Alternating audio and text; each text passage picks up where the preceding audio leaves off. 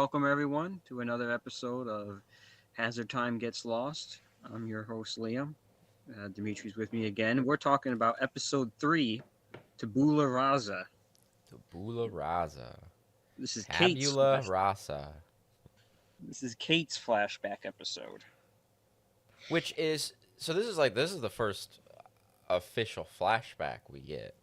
Yeah, the first official flashback Meaningful episode. flashback. Yeah. Yeah. This is where we actually, get information on these people before the crash. And who other than Kate to start it off? The Yeah. Well, most mysterious person of the whole show so far. maybe not the most mysterious person. So far, I would think. I mean, you got Locke. Yeah, but he's Locke. Like Kate's she didn't prompt any suspicion, but Locke's over there hey, you want to know a secret? This guy's probably just weird. Yeah, I guess that's true. I like Michael just immediately his ears start perking up hey, who's this bald guy you're talking to? I don't want you hanging out with him anymore. Well, I mean, he's a dad protective of his son. Well, I know, but it's just funny even in a plane crash and they're stranded on a desert island hey, stay away from that pedophile over there. I guess the odds might be pretty good that if you're in a plane with 300 people, Yeah. one of them might be a diddler. I guess it's also just a very dedicated diddler. It's crashed on a desert island there's one kid here. I'll take my chance. But what did you think of this episode? It was pretty good. It's starting to get now we're getting a formula. It feels this is we're gonna start to settle into if you like this episode, then you'll like Lost moving forward. Do you think this is that episode?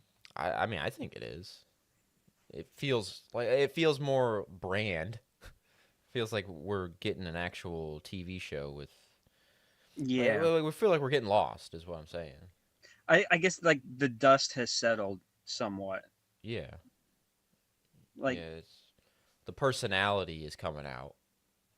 Because before it was set up and there was hooks and stuff, but now they can do a little more what they want. and of course, it's a big thing having that flashbacks because that really defines the show as well. Is the flashbacks, Right. how the flashbacks might tie, how the past storyline might tie in with whatever's going on in the present.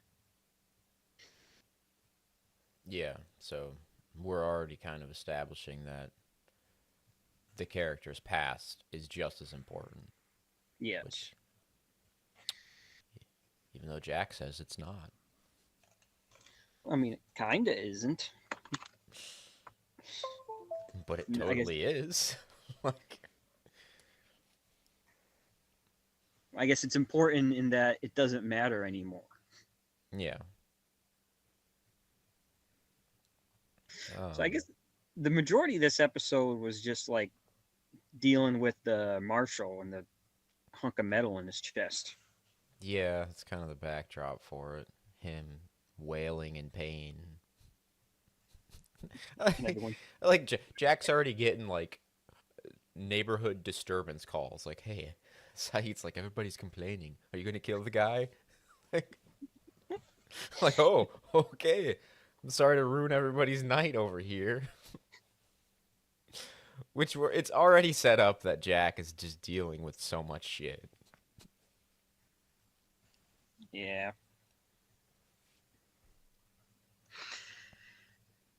Uh, this guy is just apparently such an inconvenience to all these people. Yeah, I know. Come on, man, I'm trying to sleep here, and you're screaming and yelling, and He's really ruining the ambience of our beach over here. Shannon was very put out by his. She's just like, I wish he would die already. I know. I wish he would just die. Proves your like empathy, Shannon. And then Sawyer over here is like, come on, let me kill him. Let me kill him. let me do it. Oh, okay. I get to kill him now? Let me shoot him in the chest. Which, I don't know. If it's just me, all I'm saying is if I had to do this, I'm shooting the guy in the head. I don't know, like that. Movies and TV shows do kind of like. I feel like they exaggerate, or maybe not exaggerate, but like undersell headshots. Well, Like people get shot in the head in a movie, and it's just like, little small little bullet hole in their head, and they fall down. But like, like heads are gonna explode or whatever, and I mean, the back of the head is gonna rupture, but like, that's still what I'm saying is I'm not gonna take the chance and shoot this guy in the lung. Like, if I had to shoot him, well, there's a higher likelihood he's going to die. I think you'd go for the heart, but like maybe he should have gone for the heart like closer. Put it up to his, touch skin. It just never occurred to me to not shoot him in the head, I guess. Maybe I'm a psychopath or something, but like, you can. It's better that way than having the dude suffer. Yeah, but I mean, I guess he probably should have just gone closer. Sawyer's like way far back, eyeballing. That's about the heart. Yeah. But it's a great moment where like they shoot him, and then it's all quiet, and then he starts coughing up again, and everyone's Yeah. like, "What the?" Like, oh man. Well, it's actually like a good little switcheroo there because Kate comes out. You think Kate's gonna shoot him.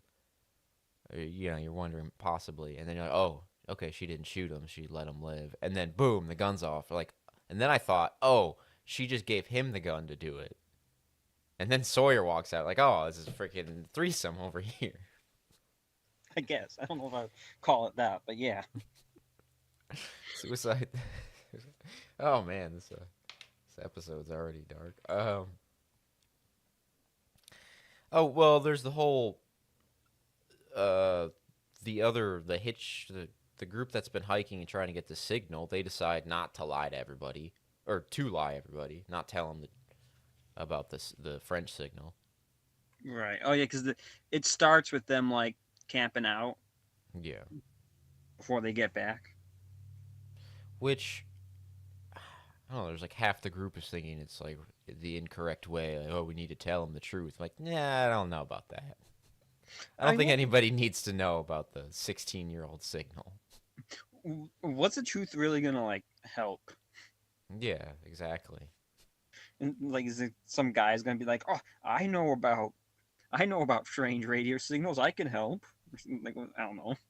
They're like, we got this guy dying on the beach, and now we gotta realize that all hope is lost. I just don't see what it would accomplish. That's what I'm saying. Yeah. Everybody.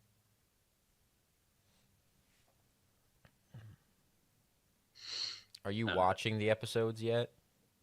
No, I didn't watch this one. I'll probably watch the next one. Running off memory. Yeah, and looking at Lostpedia. Interesting little note. So apparently, again, dating it, which really isn't that old, but like when it came out, because I was looking up about watching it on DVD versus streaming and stuff, and people were getting to the discussion about the quality, like the picture quality. And I guess like when it came out on TV a while ago, like it just looked bad. Like people went back and rewatched it on like Blu-ray and DVD and realized how good it looks because it was shot on film. Oh, right. But I was reading something and somebody said like they kept wondering why Kate was being called Freckles by Sawyer because she didn't have freckles. But it's just because the quality was so bad when it was first like aired on TV. I didn't know about that. And so like he went back and watched it on Blu-rays. He's like, "Oh my god, that's why." She has freckles. Yeah, boom, two and two together. The flashbacks aren't anything all that special, really. No, Right? I mean, like, it's just Kate, and I mean, us not getting an answer about why she's on the run, Yeah, I and feel like her be working on the farm, and or where are they? Australia? Australia. Yeah. Yeah, got a hell of a mortgage. See, I feel like earlier flashbacks kind of served more to develop characters than like you know, answer questions about like at some point we'll learn what Kate did to be a fugitive, but right now it's more about telling us who Kate is. Yeah, And see, which it's one of the things that I like about this show uh is that all these characters deep down they're all good people. Right? Like yeah, that's yeah, there's no scumbag, like nowadays TV every person's just every person in your cast is just a horrible person, right? Like you're gonna root for Walter White. I mean, apparently some people do, but I don't know. I can't. well, you don't need to root for somebody. I mean, it's great watching. Like Walter White was a great character because he was a scumbag, and it's you can relate to him in some aspects, but not all aspects. Yeah, And it's to watch him descend into complete scumbagness. but yeah, that's what we get here is we kind of start to see that like deep down everybody's at the end of the day deep down everybody's a good person. Like we see that with Kate because she doesn't let the farm guy die. She saves him at the risk of her own freedom, and you can see that Sawyer's clearly not okay with having killed that guy. Like he's a bit shaken up over the whole thing. It's such a failure, though. Like, oh man, He had one job, Sawyer. yeah, he had one job. Yeah, well, and yeah, and that's immediately all the characters are like you said. You can at least get behind them. You don't like them necessarily. Like you might not like them, but you can you get the vibe that you're gonna learn to like people. Yeah. Um, yeah, and then again the end of the episode, great ending. Oh, the music montage. Yeah, Wash away. wash away. Yeah, and then I'd say it's definitely that's why I mean just that moment makes it the best episode so far. But we're literally getting that at the end, saying, "Hey, everybody has shit going on, but they're all good deep down, and we're all here to just be Like that. people to each other." I always like that. Like, uh, they have the musical moment and everyone's getting along. Even Saeed is tossing Sawyer a piece of fruit or whatever. And then the camera just like pans over ominously to Locke just staring in the distance. Mm-hmm. It starts getting like music almost gets like sinister. Well, yeah, that's what. Because at this point, we're not sure of Locke. Yeah, we still We know don't he's have probably not a pedophile, but he's got something going on. yeah, we still have no idea who this dude is. Which is going to be, I mean, a great setup moving forward for the whole series. Is that Locke is going to constantly be what, like not a villain, but we'll see. I guess a problem at sometimes. Yeah. Sometimes Locke will be a problem. Mostly for Jack. Jack will have to deal with Locke. See, that's great to witness in this episode. Is that Jack just has so many problems already. And you can also tell like this is the point where he's like maybe starting to run on fumes. It's like how Yeah. much rest has he Yeah. gotten since the plane crash? He's just doing everything, and it doesn't really seem like he has a lot of help. Well, there's a great moment where he's like, I need you to go in the fuselage, Hurley. I need some more medicine. Hurley's like, but there's bodies in there. He's like, all right, I'll do it. Just go back and watch that guy. Like, I he's mean, like, don't stress yourself out, Hurley. I'll go do it. want something done right, do it yourself. And like Hurley, when he's when Jack is like like carrying to the marshal and like basically operating on him. Hurley's like, "Is he gonna die?" He's like, "Well, he's. I'm gonna try to save him." But what happens if you can't save him? Is he gonna die then? He's like, "Well, I'm gonna do my best." He's like, "Is he in pain? Is he gonna take a long time for him to die?" Like, just Hurley. Does this have good gas mileage? Does this have 4-wheel drive?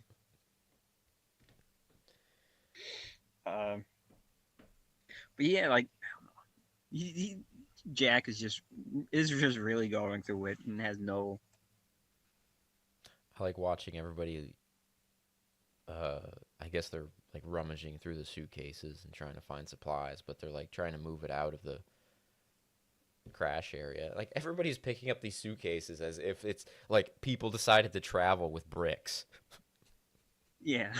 Which okay, people do travel with I knew bricks. you were gonna have a comment on that. That's As someone, specifically why I brought it up. But as someone who works in the airlines, they probably are lugging 75-pound bags around. like Charlie's like he's like lifting up these suitcases like like deadlifting everything.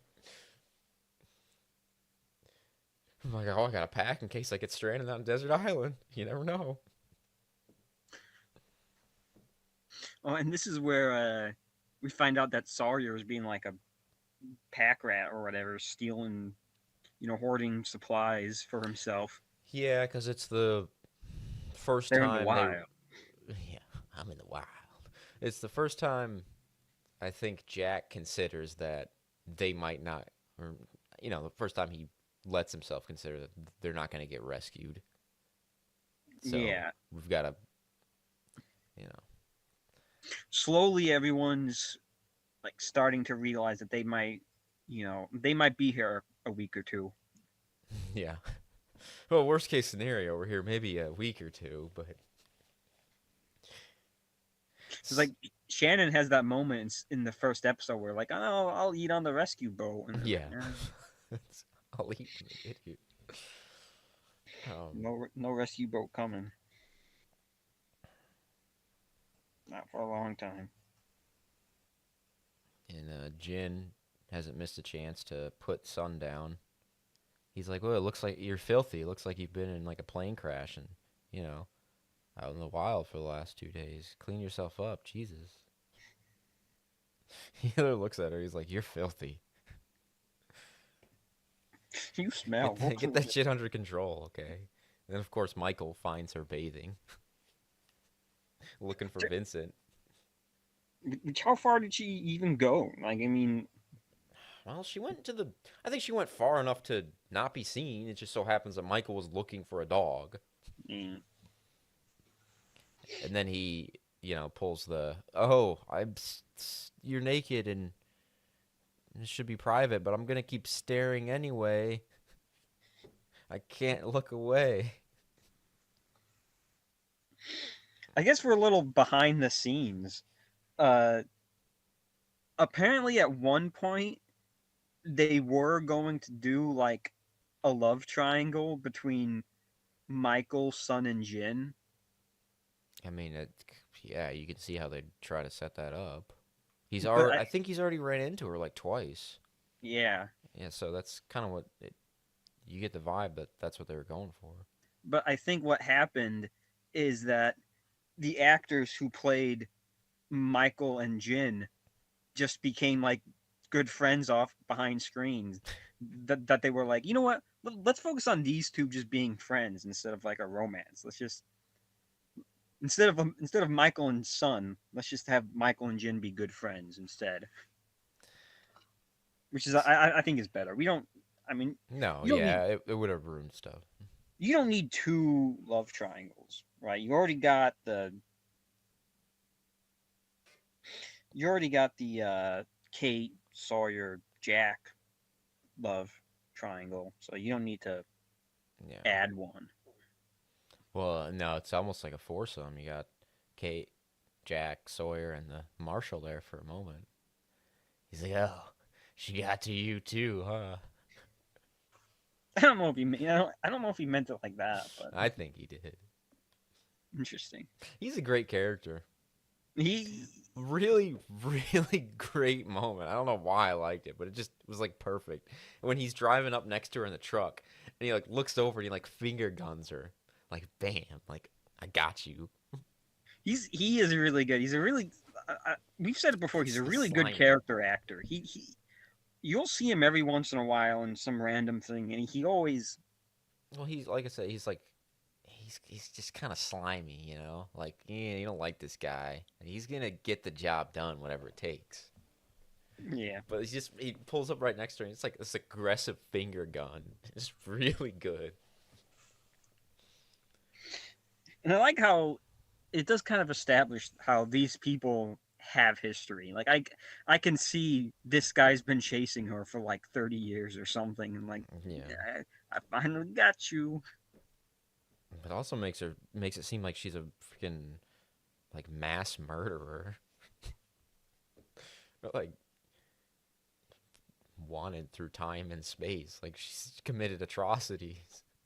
I wonder if they made him just slightly villainous enough to the point where you go, well, maybe she's innocent. Maybe this guy's the problem, Yeah, right? yeah. I wonder if they did that to make you think just for a second. Well, yeah. I mean, they kind of want you on Kate's side almost. Like, Yeah, you already know it's like she's sticking around. This dude's not. yeah. And I mean, I I feel like they have to know that when they reveal what Kate did, it can't be like too horrible. Yeah. You know, like if you go 3 seasons liking Kate, and then you get the flashback where like what Kate did, he's like, I slaughtered 5 children, and like, oh no, Kate, like you can't. Yeah. I mean, here's the thing though. With Lost, would you say overall that it's a show that played it safe, or did it push boundaries? Storytelling wise, not Hmm. technically. Story. I mean,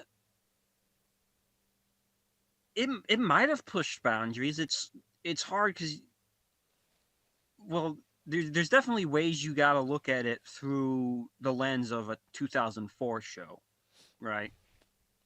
Like it's a pretty diverse cast for a 2004 show. I don't know. What does that mean? It's 2004, okay? It's not 1964. Well, still, I mean, you look at the other popular shows in 2004, they're all pretty white. And then there was another thing which is an episode uh eventually we're going to get a Sun and Jin episode, their flashback. And that was kind of a big deal to have an episode almost entirely, subtitled in a different language. I guess what I'm saying is like, did it push boundaries in the storytelling? As in, like, Yeah. would you say there are like there were moments where it did things you weren't expecting that other people weren't gonna do, like, oh, Kate was a mass murderer or something, or do you think it kind of just played it by the numbers that way? It's hard to say. I mean,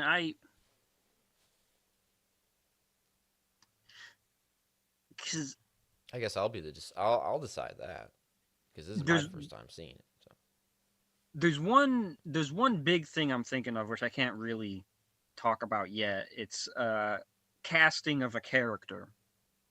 hmm. They really subverted your expectations by casting a character one way when you would expect this character to be someone else. Right. Uh, but see, I think the problem, I might not be even like the best person to ask about something like this because like everyone else watching Lost at the time, a lot of these people are older. They might be like 18 or whatever, or even in their 20s or something. They're watching Lost and they're making their theories and they're going on the internet to forums or whatever. But like 9-year-old me or 10-year-old me next year, I was kind of watching it just taking it in. Yeah. Like I Yeah. wasn't watching it going, "Ooh, I wonder what's going to happen next." You're just I'm watching cool TV show. Yeah, I'm watching it thinking, "Oh, I'm going to find out what happens next in next episode." Yeah. It's like You hadn't I didn't unlocked have that part yet. the theory mentality. Like, well, why bother having making a theory when they're just going to tell me what it is next episode? It's Like, true. What's the point? If your theory's right, good for you. It doesn't mean anything. so I don't I didn't look at Lost that way. I just watched it. I just took it in. It just happened. I'd say I'm probably closer to 9-year-old Liam than I am the average viewer, so I'm just taking it in. Yeah. I mean, like, and nowadays it's all everyone's so, especially because you get so much time in between stuff. You'll get 2 or 3 years between seasons of shows now.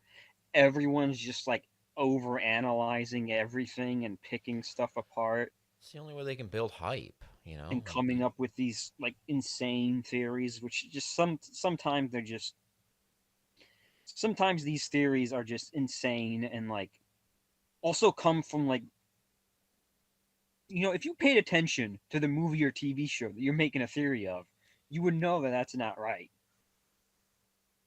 I think some people just want to have a theory, whether or not it's correct. They don't care. Yeah, it's like I saw something. This is what they want the show to turn out like. I saw something. It was a theory about Home Alone, which you know Home Alone, right?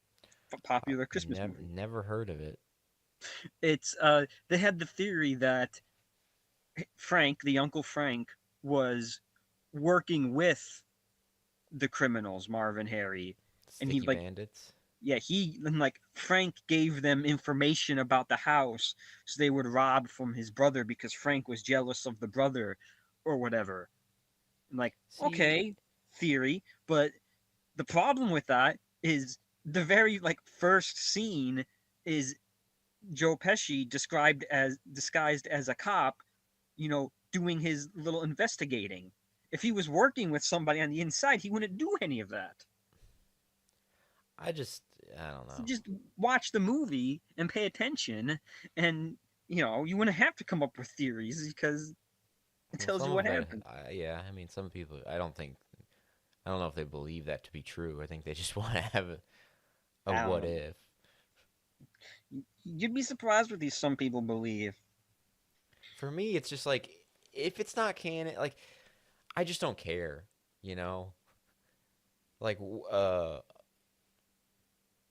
like the cartoon theories and stuff, or like the same universe theories. Like if it's not explicitly stated as being canon in the show, I don't care. Yeah. Like that's what I'm watching. That's if I want this other, like what a different kind of show. This theory is trying to like get across. Like I'll just watch that kind of show. Like this show isn't it. But then, like, what enjoyment are you getting out of like, oh, I have a theory that Snowpiercer and Willy Wonka take place in the same universe. Like, what joy are you getting out of that? I don't know. I'll probably get told in the comments. Like, I mean, are you just trying to like prove you're smart? Like, look how clever I am. Look what Well, I they're just came up trying with. to create a different universe for like a completely different like TV show or movie or whatever. It's like they want a different story, an alternate story. Yeah, It's fan just watch. fiction. That's what it comes down to. No, don't get me started on fan fiction. Well, you tell me you've never produced any lost fan fiction of your own? No, actually, I've not. I've Just thought fan about it. casts. You're not a fan fictioner, you're a fan caster. I I've s- guess so. I've seen the lost fan cast. I don't think I've done Lost fan cast. I think so. I don't think so. I think you've done Why like would an I do that? It's alternate. already I it's think already yeah, been but you've cast. done like an alternate or something, or like if it were a movie or something like that. I don't know. Nah, I think you're crazy. Yeah. Just like that Russian Lego website you're talking It's about. French, okay? There was a French Lego website that released like Yeah, upcoming news. sure. It did. I'm I sure believe that you. you can't take this out. You can't redact the truth, okay? There was a web Lego website that was run by some French company or people or Yeah, whatever, and they definitely. got really early news about what Okay. Lego sets were coming out. And I think you Yeah. know what it is. No, I believe you. I don't even like 100%. Lego, okay? You probably sent me the link. Sure. All right, well, this is 30 minutes, so I think we're done with this episode. Did we cover everything? I feel like Covered everything that we needed to. the crux of it is just like Jack failing to save the Sky Marshal. Yeah, and then we get the flashback with Kate about the Australian guy's got hail of a mortgage. And then, Locke is making a whistle. yeah. Oh, isn't there like a little bit where Charlie tries to talk to Locke, but Locke just like completely ignores him? Nope. I think again you're like you're skipping ahead a couple episodes there because I did get to the Hurley dinosaur quote on this one. This Oh that was this episode. So no, I feel like there definitely was a no, wait, Hurley or Charlie? Charlie. No, I don't think he talks to him. This is where he makes his finger bandages.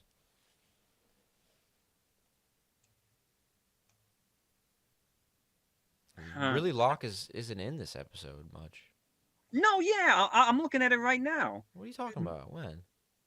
Yeah, like Locke is making the little whistle, and Charlie sits down and starts talking to Locke and is like, Oh "Hey." yeah, I got a phone call. That's that moment. I'm not, Charlie was like, "Hey, I'm in a yeah, band," and because Locke, he's like I built something or rather yeah. yeah, he tries to like subtly like, I built the set In while those in my audition, band. yeah, someone yeah, because I was talking to somebody at that section, so the one moment that you brought up, I was not paying attention. Because it's a whole thing that like Charlie's trying to tell people like he was in a band. There's actually a deleted scene where Charlie's talking to Shannon, and and and Charlie's like, "You've ever heard of that band Drive Shaft?" And Shannon's like, "Oh my god, that band is terrible. Do you have their one crappy song stuck in your head?" And Charlie's like, "Oh yeah." And You Shannon's like, "Oh, all I'm so everybody. sorry for you." It's just funny, Shannon like shitting all over Charlie's band. You all everybody. I think they like actually perform that. Yeah, you'll see it like you'll in the in Charlie's flashback. But I think they did it in real life too. Probably they do everything. They have a Lost the musical, I think. All right, so that was No sound effects no worth sound. noting. Yeah, no sound effects. No, but there was a good, a good little bit of a, a little comedic punchline there, and she's pulling the guy out of the car, and she like brings him into like she like pulls him out of the truck and like dragging him up the bush to the road, and then like his arm pops off, and she's like, oh god, throws it away. I think she does that to like make him easier to drag. Like, oh yeah, this dead weight of this. I think she was like dragging both of his arms, and then it like ripped off. Hmm. I don't know. Oh well, Vincent is reunited with No the thanks rest to of the cast. Locke. Yeah. So everyone's back together. I'm sure Vincent's never gonna go run off, and they're gonna have to go looking for him again. Well, we'll see. Because so far, Michael's character seems to be looking for his son or looking for the dog. Yeah, we've already established the character that's just searching the whole time. Well, uh, I guess that's it. I can't think of anything else really. Nothing of note. Pretty unprofessional podcast so far. How's it unprofessional? What are we doing? We're doing what podcasters do. You set up a microphone, you put on big headphones, and then you talk about shit. Yeah, Don't act like it's anything more than that. true. But we're still somehow doing. Worse? Yeah, Yeah, because we're doing it. Like I said, we need to have some sort of like formula to like I gotta have a goal for the episode or something, or you gotta ask me questions. You gotta ask me what I'm thinking's gonna happen in the next episode, or what I think Kate did, because I don't know. And people at the time were probably thinking, "Oh man, is this lady really bad? Who should I side with? The annoying Marshall who just won't die, or yeah. the pretty girl with no freckles?" It's a conundrum for sure. Um, Favorite character? Well, I'm gonna go with I don't know. Marshall, man, he's pretty good. He is pretty good. But R.I.P. Marshall. But Yeah. oh, I don't think we addressed that it was actually Jack who had to like Yeah. suffocate him. I guess. It doesn't show, but I'm guessing, yeah, that's whatever he did, it was much harder than what Sawyer could have done. Imagine it's like extremely like he pulls out a pen and just starts stabbing the guy. And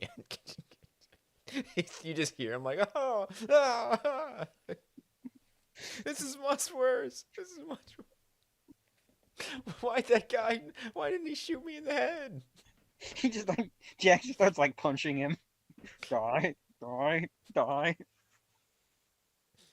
Yeah, I was thinking of that too. It's like, I mean, if you're the marshal at this point, like you've had a fever for a couple days, you're like coughing, hacking up shrapnel, and then this guy comes in. You're like, all right, just do it, just kill me. Bam. With his own gun. He got shot with his own gun. Yeah, that's true. Which is that the last bullet? I think. That's what Sawyer said. Yeah, Right. it was kind of poetic. He's like, I only had one bullet. Like, so if he had more bullets, he would have like unloaded. Yeah, and then boom. Boosh, boosh, boosh, boosh, boosh. Now, how long until he turns into a zombie? And that's when Well, they. it's a different show.